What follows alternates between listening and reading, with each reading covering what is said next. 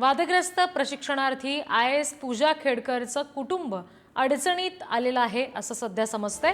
खेडकर कुटुंबियांचे non creamy layer रद्द होण्याची शक्यता आहे। खेडकर कुटुंबाच्या नावावर तब्बल 12 कोटी रुपयांची मालमत्ता आहे। 12 कोटींची मालमत्ता असेल तर नॉन क्रिमिलियर रद्द का करू नये अशी नोटीस विभागीय आयुक्तांनी दिलेली आहे। पूजा खेडकर हिच्या वडिलांनी म्हणणं मांडण्यासाठी मुदत मागितलेली आहे। विभागीय आयुक्तांनी 2 आठवड्यांची मुदत दिल्याची माहिती आहे। पुढील सुनावणीमध्ये दिलीप खेडकर आता काय म्हणणं मांडतात याकडे लक्ष असेल। प्रशिक्षणार्थी पूजा खेडकर तिचं संपूर्ण कुटुंबच आता अडचणीत आलेलं आहे, कारण नॉन क्रिमिलियर खेडकर कुटुंबाचा रद्द होणार असं म्हटलं जातंय। 12 कोटींची संपत्ती जर असेल तर नॉन क्रिमिलियर का रद्द करू नये असा सवाल करणारी नोटीस आता त्या कुटुंबाला बजावली गेलेली आहे। विभागीय आयुक्तांनी तशी नोटीस दिलेली आहे।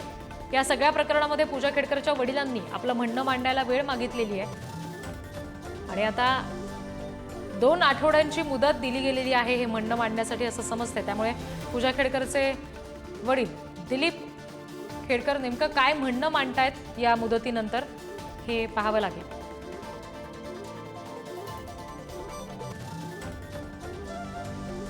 प्रतिनिधी किरण ताजणे यांच्याकडून आपण तपशील घेणार आहोत। किरण, काय या सगळ्या संदर्भात सध्या नेमकं आणखी तपशील समोर येत आहेत? आता 2 आठवड्यांचा कालावधी दिला गेलेला आहे म्हणणं मांडण्यासाठी असं समजतंय।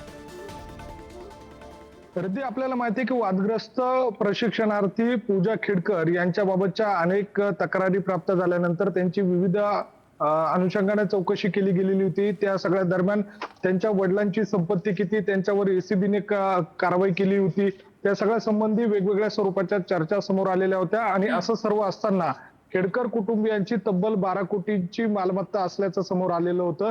आणि या सगळ्या अनुषंगाने नाशिकच्या विभागीय महसूल आयुक्तांनी त्यांना नोटीस बजावलेली होती की आपलं नॉन क्रिमिनल का रद्द करू नये।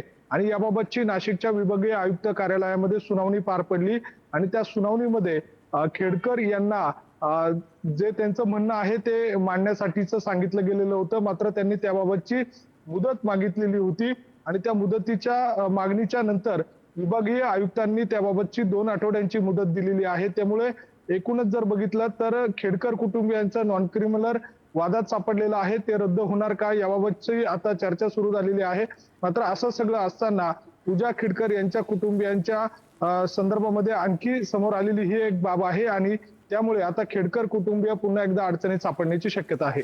रिद्धी जी, किरण, धन्यवाद दिलेल्या माहितीसाठी।